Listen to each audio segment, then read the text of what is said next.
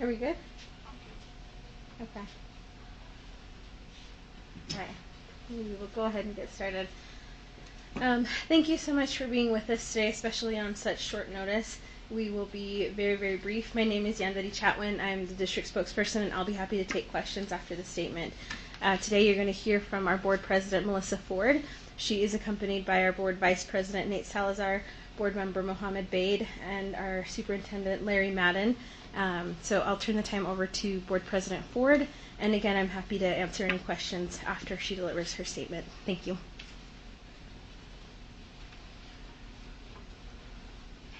Earlier today, 6 members of the Salt Lake City School District Board of Education were informed of sexual exploitation of a minor charges brought against board member Joely Organista.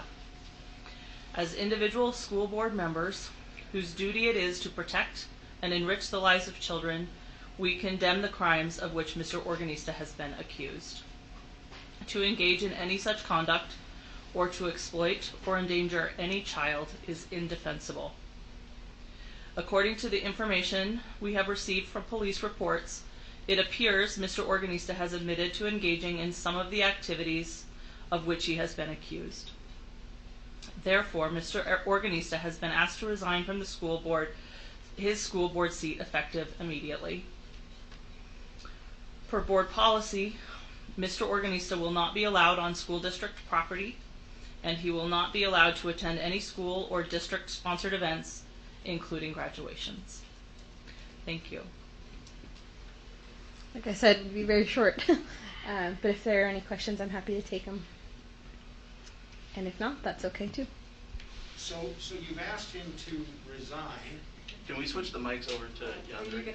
Oh, I'm sorry. So Yandri, are you Here, yeah, I'm taking questions. Here, I'll just travel over here, make it a little easier. Thanks. Sorry about that. Okay. I think we know that's Sure. You and I go way back, and Yeah. you're terrific. None taken. But it would be nice to hear from the board if possible. The question is, you've asked him to resign, so have you sent a formal letter to him requesting his resignation, and what has been the response thus far? I guess I'll go ahead and answer. Okay, thanks. He's been asked to resign by a formal letter. This is new information, as you know. We were only informed about this morning, and so we haven't received a response at this point. Okay, how long ago was the letter delivered to him? Just recently. Okay. Is there a process of removing a board member should he not resign? Do you want to answer that, Yandri? Sure. So technically the answer is no. If the board doesn't receive a I'll remove this. If the board doesn't receive a resignation from Mr. Organista, then the next step would be to convene a full board meeting. He could be censured at that board meeting. A couple of things could take place, but the board doesn't have the power to remove another elected board member from his seat. To play the other side, he's only been accused of these crimes. It seems like the evidence is perhaps voluminous based upon the probable cause statement, but he's not been convicted. Correct. So why not give him the benefit of the doubt now? From what we've learned reading the police report, he has admitted to engaging in some of the allegations made against him. And while you're right that, innocent till proven guilty, for our board, that's enough. This is not a gray area. This type of activity and anything remotely related to children like this is 100% indefensible, and our board felt it important to speak up now, even though, as you said, there's still a legal proceeding to take place. And did all the board members, other board members, sign this letter? Did administration sign the letter? Who exactly signed? Thank you for asking the question. That would be from me as board president, and Nate Salazar as vice president. Okay, so the two of you asked him to resign.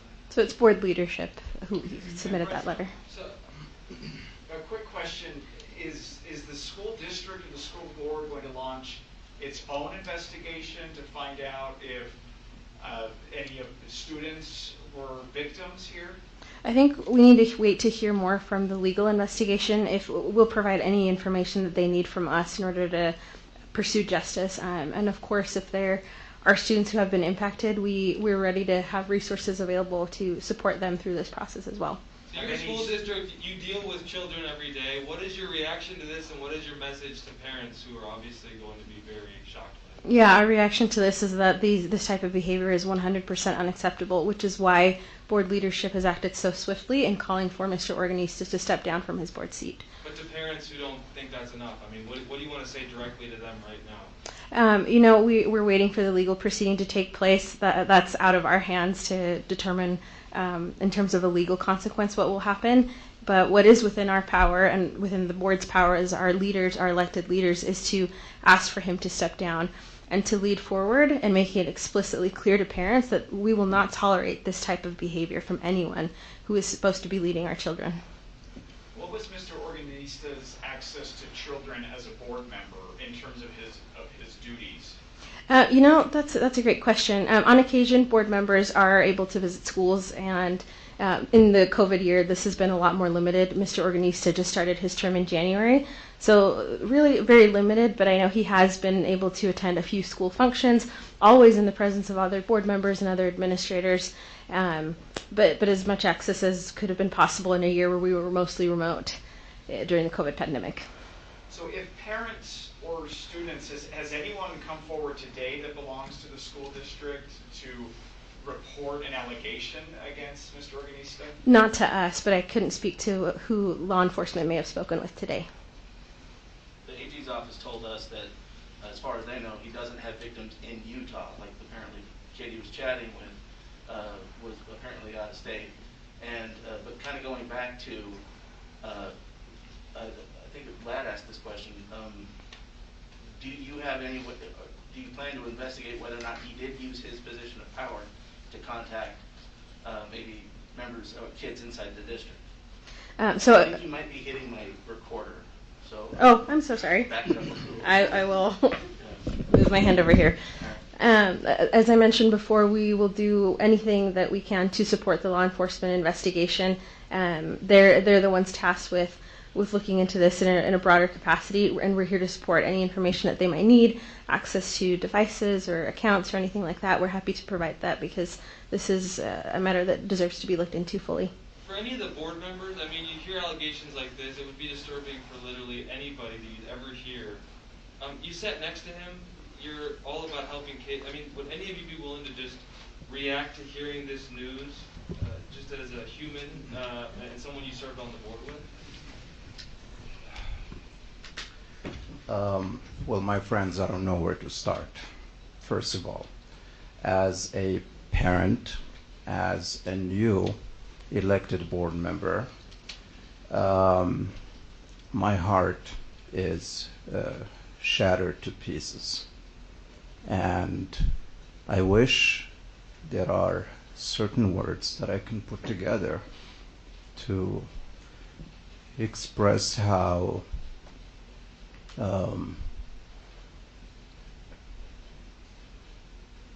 I wish there is something that I could say to the parents of those children who are hurt,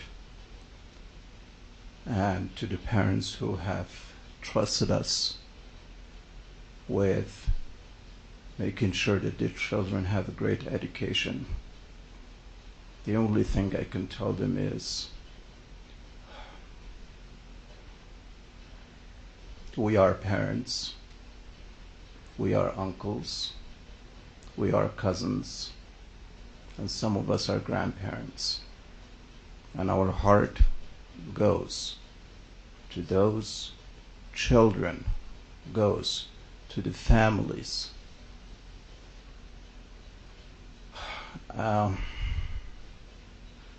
Yeah, I'm speechless. I'm speechless. والله أتمنى لو كان هناك كلمات لتفسير بالضبط كيف أحس بهذه الحالة. والله العظيم قلبي متكسر. والله لا أدري كيف يمكنني أن أعبر عن هذه اللحظة،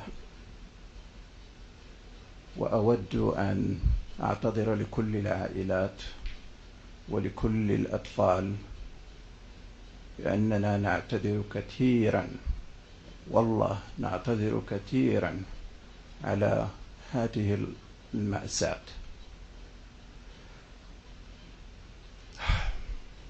Yeah, words are not there to express it. Yeah. Did anybody have an inkling about these allegations, concerns about Mr. Organista prior to the search warrant and the arrest?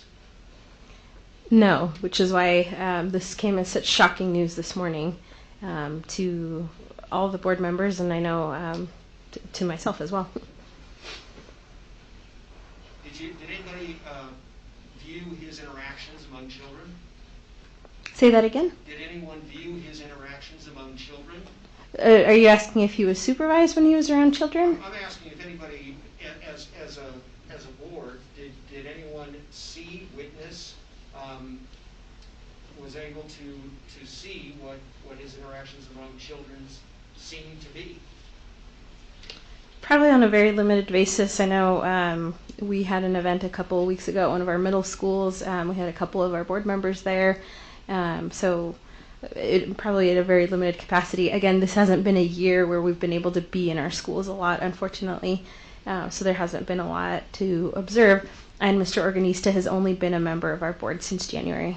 Yandri, though, could you confirm his past teaching experience in the Salt Lake City School District? So I actually can't. I looked into this because I know that Mr. Organista has previously said that he has taught at Horizonte. We don't have a record of him teaching there, so I don't know if he did that through maybe a community partner, if he maybe was a volunteer there. Without being able to talk to him about that, I wouldn't be able to confirm, but the only employment record we have of him is of his board service. You guys mind talking about background checks, right? He's an elected official. How much control do you guys have over looking into their background and looking to see whether this can be a legitimate person in office? That's a great question. I actually don't know the answer to that, Superintendent. I don't know if you do. Not sure. Okay. So it is my understanding, just going through the process of being duly elected by the community, that we do undergo a formal background check through our Human Resources Services Department here at the Salt Lake City School District.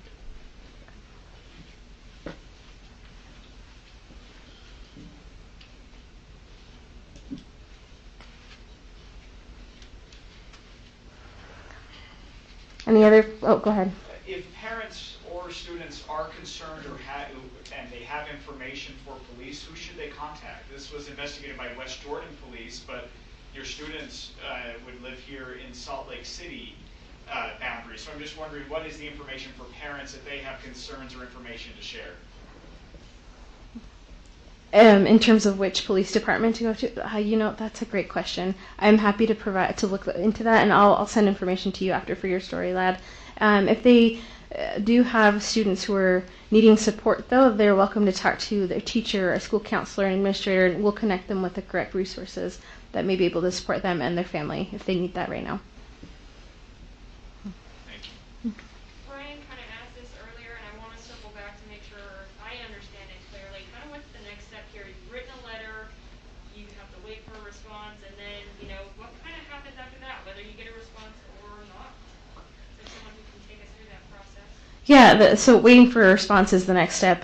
With Mr. Organista still being detained, we're not exactly sure what that process might look like right now, or what type of access he might have to be able to draft a letter, hypothetically. But I do know that once the board receives a response, if, for example, the response is no letter of resignation, then they would move forward to convene an emergency meeting, possibly censure, and take other action at that point in time. But we'll know more once we get a response one way or the other. Was there a time certain for him to respond?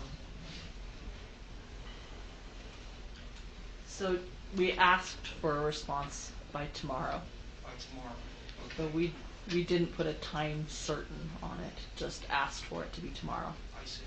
And just to be clear, Yandri, you're saying there are actions. There could be a censure action. What else could happen? So I believe that's mostly the extent of it. Am I okay? Yeah, there's not a lot of power of removal or anything like that, but a formal reprimand and censure from the board is possible. For the superintendent, is this something you've ever seen before? I mean, in the context of your experience, just, you know, this is, again, so disturbing for parents. I don't know what you've seen in your career, but is this unique, or does this happen from time to time? I mean, I would say this instance is very unique. I haven't seen anything like this before, and I've done this for 32 years. This situation, I think, is entirely unique. So his term goes, it's a 4-year term, correct? Correct. So theoretically, and these are felony charges if you understand them, he could be convicted, be in prison, and yet still be a member of the Salt Lake City School Board.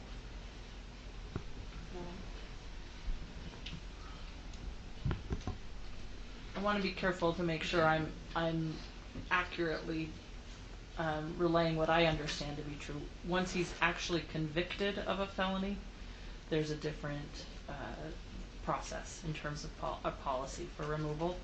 That's part of the being able to be an elected official, not from the board. So, but that takes time. That process takes time for an actual conviction. Would that be, what is that process exactly? That I don't know. But there is a removal, as you understand it, there is a removal possibility after a conviction. My understanding is that if you are going to be an elected official, you can't have a felony. And if you do have a felony, then you can't serve as an elected official. That's not the school board that makes that decision, that's election law. Knowing this is a unique experience, I mean, kind of puts a sour taste on elections. Could this potentially change the way general elections are done for board seats in the future? Or are we not quite there yet, still trying to wrap our minds around what's happening here? I'm not sure what kind of changes you mean, like if a background check would take place beforehand, and I don't think we're quite there yet, but I am heartened to know that there is that process in place once someone is elected to a specific body.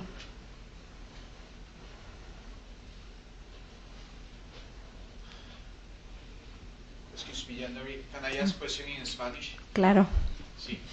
Me gustaría saber básicamente, que vuelvas a repetir en esta oportunidad ya en español, la posición que tiene el Distrito Escolar de Salt Lake City con respecto a esta detención y también si han hecho investigaciones, si hay casos quizás en el Distrito Escolar de Salt Lake. Dame un segundo para grabar acá. Ok, ¿me avisas? Listo. Pues hasta ahora no nos hemos enterado de ningún estudiante en nuestro distrito y esperamos que siga así, pero si recibimos detalles de la policía, vamos a cooperar con la investigación. Por ahora, nuestra Junta de Educación le ha pedido al señor organista que renuncie a su posición. Una persona que está en posición de poder sobre niños inocentes, no debe conducirse de tal manera, y las acusaciones en contra del señor organista no se aceptan. Otra de las cosas que también me llama la atención, ¿ha hecho quizás investigaciones ustedes internas dentro del distrito para saber quizás sobre este caso? ¿Han tenido algún reporte de algunos padres? ¿Y cuál es el mensaje que le envían a los padres? Hasta ahora no hemos hecho investigaciones internas, pero como mencioné, estamos listos para cooperar con la policía si necesitan información, si necesitan acceso a alguna cuenta de email o computadoras. Estamos listos para ayudar. ¿Cuál es el mensaje que le envían a los padres del Distrito Escolar de Salt Lake? El mensaje es que no vamos a aceptar este tipo de acciones, que como líderes lo que nos preocupa es la seguridad de los estudiantes, y es por eso que hemos pedido que el señor organista renuncie a su posición de liderazgo en el distrito. ¿Cómo funciona este proceso de renuncia? ¿Le hacen la petición a ustedes para renunciar? ¿Cómo funcionaría esto cuando está detenido? Sí, pues es una buena pregunta. Le han mandado una carta formal a su casa, le han mandado un mensaje por correo electrónico. No sé qué tipo de acceso tendrá ahorita porque está detenido, pero le han pedido que mande una carta de resignación a lo más tardar mañana. Si no reciben esa carta de resignación, la Junta de Educación puede llamar una reunión de emergencia el lunes y pueden tomar acción ya después de reunirse, pero no vamos a saber hasta ver si nos contesta mañana.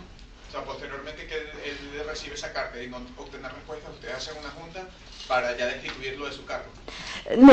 No, desafortunadamente no funciona así. No, ellos no tienen el poder para quitarlo de su posición, pero tendríamos que esperar a ver si contesta y recibimos esa carta. Ese es el primer paso. Just so I'm clear, there is no indication that any of the children that were included in any of the evidence that has been found so far are Salt Lake City School District kids. Not as far as we're aware right now. Okay, there's No. no indication of that. No. Okay. You never used any school email addresses or servers or anything like that, to your knowledge? Not to our knowledge. Okay, I have a clarification question on names. So I have Melissa's and Nate's and your name, Andrew, but I don't have the other two on the table. If I can get those names, you spoke so eloquently. Sure, here, since I've got them. So Mohammed Baid, Mohamed, and Baid is Baayd, and he is our board member for Precinct 5. And then Larry Madden is on the end. He is our interim superintendent. Madden is Madden. Say the first name again. Larry, Larry. Or Lawrence if you want to tease him. Okay.